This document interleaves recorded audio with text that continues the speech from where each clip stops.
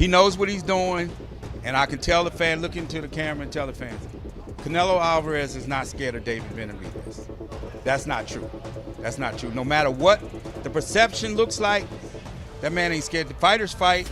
Again, he knows what he's doing. Again, is that I think when they fight, it's going to be a terrific fight. It's going to, at that point in time, it'll be the biggest fight in all of boxing. David Benavidez and his promoter are very good people. I think it's more the dad, because David's been for the most part respectful, but you know, Jose's trying to get the fight. Well, and again, if that's their approach, I know firsthand. This is my thought process on that. Is that when you disrespect, you get no check, and it's like, oh, he's scared to fight him. Scared to fight him for what? He's slow, flat-footed. What are you gonna do? You know what I'm saying? I seen, honestly, like, Canelo is a great fighter. I don't take nothing away from him. I see a lot of holes. That's why his coach kept saying to him, like, don't get overconfident, because you could tell he do get overly confident in it. Like when he don't feel the power, he start making mistakes, you mean? Like, he just start throwing 1 or 2 big shots. Right. Excuses after excuses. But when they're on social media or whatever, they talk all this, like, let's do it. Well, let's make it happen, bro. We want to. It's just them. It's them who's stopping these fights to be made. I have my answer. Well, you have to ask. You were trying to negotiate. You were trying to make that fight, right? We couldn't get him to the table at all. Excuse after excuse. Canelo. Jesus, Lord. Come on. You're getting paid all this money to fight against a runner who we all knew was going to run, a Cuban style. You chose him, and now you say you hate fighting runners? Well then, don't fight runners. We all know who we want to see you win against. That's Benavidez. Go up against Benavidez. Is Canelo Alvarez truly avoiding David Benavidez? Or is there more behind the story that fans are not seeing? One of boxing's closest insiders, Leonard Ellerbe, insists that fear is not the reason this fight has not happened. According to Ellerbe, several factors are involved, with timing and patience playing a major role in why the highly anticipated matchup has yet to become a reality. I wouldn't say confident, but I think it happens. I think it happens. So in your position, from a business perspective, why hasn't it happened now? Do you think if we wait a little bit longer, it can get to a higher monetary value? Do you think that's really what it is? Well, with these kind of fights at this level, it's just patience. And I know everybody wants everything right now, and it should have happened. I mean, you know, I've seen this movie before.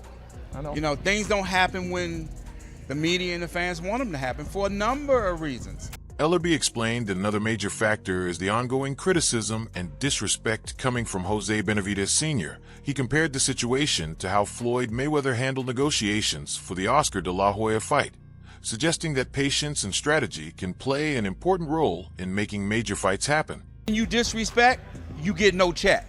And I'm not saying that that's what happened, but I know from my perspective, if I'm disrespectful, they're not eating at this table. If I got any say-so about it, that's not gonna happen. It's just you gotta learn how to be respectful. We had to learn the hard way coming up, and I'll say this, you know, Floyd's approach initially when he fought Oscar, it was a little different approach. And then we had a conversation, and he switched the approach up, and he got the fight. Jose Benavidez Sr., however, completely rejects those explanations. He believes they are simply excuses and argues that fighters are avoiding giving direct answers while allowing the controversy and social media attention to continue building around the matchup. Nobody. reached out to Better Beef's people too? Yeah, let me tell you, before we fought Anthony Yarde, right? We're supposed to fight B-Ball. What does B-Ball does? Just hand us over the belt. We didn't want to get it like that, but fuck it, you know? So then we reached up to Better Beef. He didn't want to take the fight either. That's why we took Anthony Yarde right away, boom, okay? So I thought maybe after the Anthony Yarde, you know, these guys don't want to fight. Excuses after excuses. But when they're on social media or whatever, They talk all this, like, let's do it. Well, let's make it happen, bro. We want. It's just them. It's them who's stopping these fights to be made. David Benavidez remains confident that Canelo Alvarez is genuinely hesitant about facing him. He believes fighting smaller opponents is one challenge, but dealing with a fighter who combines size, strength, and non-stop pressure creates a completely different level of danger. In Benavidez's opinion, that unique style is the reason the fight has not happened and why Canelo has avoided a matchup that could become physically overwhelming over 12 rounds. So the way I've seen him handle my presence is he's definitely scared of me. You know, if you have a fighter talking so much trash in front of you, why don't you make an example of him to the world? Beat me in the ring and make a whole lot of money. But Canelo Alvarez, as you can see from every time he fights a guy that's big with power, like Bivol, you know what I mean? And he's not able to suppress these fighters as much as he's able to suppress the little fighters. You know what I mean? So he sees a lot of things in me that he can't stop. Oscar de la Hoya added more fuel to the controversy by criticizing Canelo's decision to face William Skull.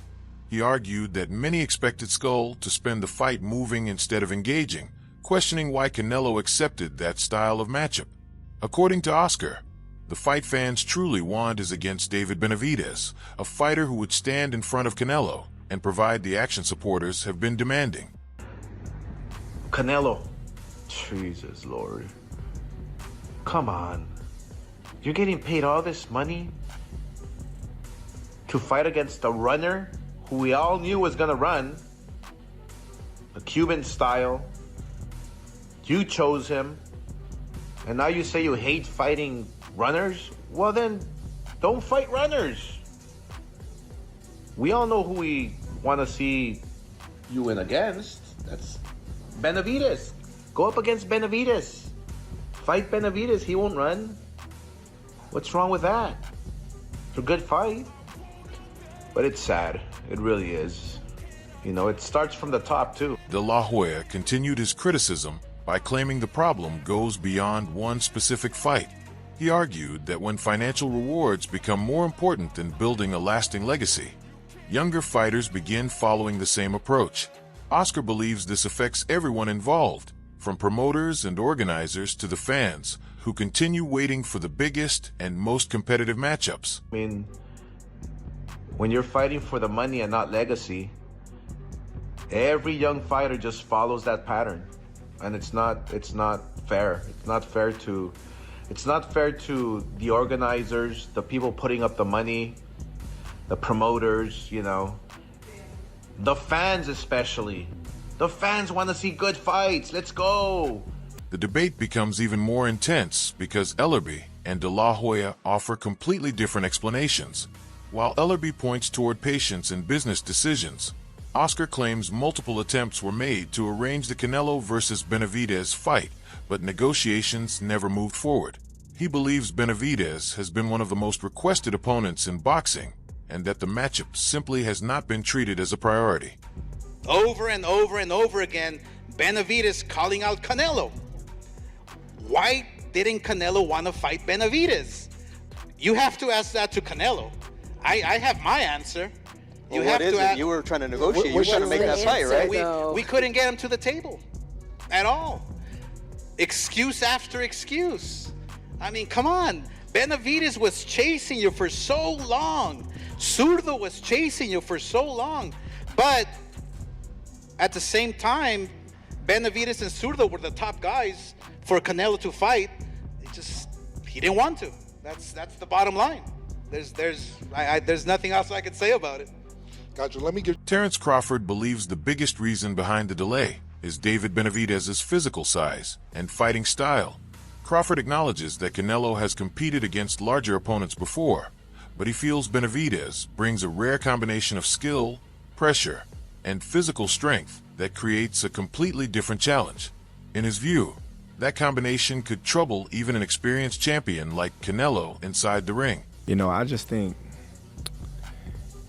Canelo, in a sense, he know how big Benavidez is going to come in the ring. You know, Benavidez is a great fighter, you know, but he's a big fighter. He's a tall fighter, you know, and I just think Canelo knows, like, why would I want to get in the ring with this guy that's going to be massive come fight time, and I'm not that big of a guy at all. I've been doing all this with my skills because Canelo's not a big guy. He's been fighting big guys his whole career. Yeah. You know, and beating them with skill, you know, so you got to tip your hat off to Canelo. While Terrence Crawford believes size could be a major reason behind the delay in the Canelo Alvarez versus David Benavidez fight, he also gives full credit to Canelo's abilities. Crawford points out that Canelo has spent his entire career facing naturally bigger opponents and has repeatedly overcome physical disadvantages through skill, intelligence, and experience. In his opinion, that ability to compete against elite fighters across multiple divisions is what makes Canelo different from most champions. What he's accomplished. Absolutely. Being 5'7", going up to 175 and fighting these big guys and actually winning. And knocked out Kovalev. Yeah. As the debate continues among boxing fans, Andre Ward offers a more balanced view of the situation. Ward understands Benavidez's frustration after years of calling for the fight and continuing to prove himself with impressive performances. However, he refuses to say that Canelo is afraid, explaining that a fighter with Canelo's legendary resume has already shown he is willing to face the best. Instead, Ward believes Canelo has simply made a calculated decision to avoid a stylistically dangerous challenge. If you call that a duck, you call that being scared, you know, that's your business. Canelo Alvarez was in the building supporting his stablemate, Jaime Munguia, and I guess Benavidez just had to do it. He had to mention Canelo. He feels a way that Canelo hasn't fought him throughout the years. He's been calling for Canelo. It's hard to say that a man who's put in as many professional rounds as Canelo Alvarez is scared of another man, but I do think that Canelo Alvarez has made a very conscious decision throughout the years to avoid Benavidez from a stylistic standpoint. Now, if you call that a duck, you call that being scared. Looking toward the future, Andre Ward believes the conversation may eventually move beyond whether the Canelo versus Benavidez fight should happen. While he understands why Benavidez continues to mention the matchup, Ward questions whether it still makes sense with Benavidez now competing at a higher weight class. If this fight truly never happens, the biggest question becomes what major challenge is waiting next for both champions. You know, that's your business, but strategically, he made that business decision to say, I don't need to be in the ring with this dude. And Benavidez feels a certain type of way about that. So I think he just had to get that off his chest after putting on the performance that he just put on with Ramirez. But that's not a fight that's going to happen. No, it's not. It shouldn't happen. Especially with Benavidez going up in weight. But the question is what is going to happen? David Benavidez continues to stand by his belief that Canelo is using financial opportunities as a reason to avoid facing him. He claims Canelo understands the threat he presents and believes he has the tools needed to defeat the Mexican superstar. Benavidez points to his size, pressure, and consistency as the reasons he feels he is the one fighter capable of taking Canelo's titles away. How do you think that it would take so much for him to fight you? Because he knows damn well that's his retirement plan. You know, he sees what I feel like Canelo's doing, that he's picking the easiest fights and then he's saving me to the last. He knows damn well I'm the strongest, I'm the fastest, and I'm the best at this weight class. If it wasn't for him not fighting me, I'd have been champion already. And he knows that for a fact. You know, I sparred Bivol. Bivol knows what I did with him. I fought people in his camp. They know how hard I hit. They know I'm not coming to play.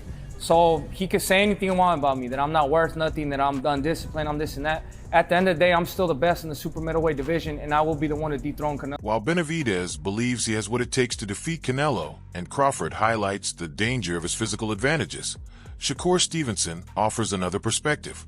Stevenson believes there are certain weaknesses in Canelo's style that the right opponent can exploit, especially someone with Benavidez's pressure and determination. For him, the matchup is not only about size or legacy, but also about timing, strategy, and who can execute better when the bell rings. Honestly, like, Canelo is a great fighter. I don't take nothing away from him. I see a lot of holes. That's why his coach kept saying to him, like, don't get overconfident, don't get overconfident. Because you could tell he do get overly confident in it. Like when he don't feel the power, he start making mistakes, you mean? Like, he just start throwing 1 or 2 big shots. Right, loading up. And he's loading up, standing right in front of you. Yeah. And it's not boxing at the time because it's like, okay, he just right in front of you. But I just think like with Charlo, he wasn't giving him nothing back. With legendary fighters and boxing experts continuing to analyze the matchup, the Canelo versus Benavidez fight remains one of the biggest discussions in the sport. Caleb Plant, who has faced both fighters, shared his thoughts and admitted that the contest is extremely difficult to predict. He believes both men have different strengths and weaknesses, meaning the final outcome could come down to preparation, strategy, and execution on fight night. I've been in a ring with both guys, Canelo and Benavidez. If they fought, which I don't think they're gonna fight no time soon, who do you think will win?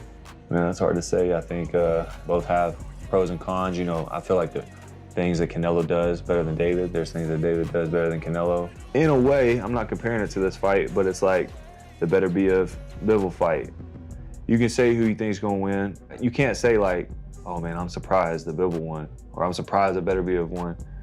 You're like, man, that's a damn good fight. So-and-so won. So kind of how I feel about the David and Canelo fight, like who had the best camp, who has the best game plan. Caleb Plant compared the matchup to other elite boxing battles, where predicting the winner is nearly impossible. He explained that if Benavidez can maintain constant pressure and throw combinations with high volume, he could control the pace of the fight.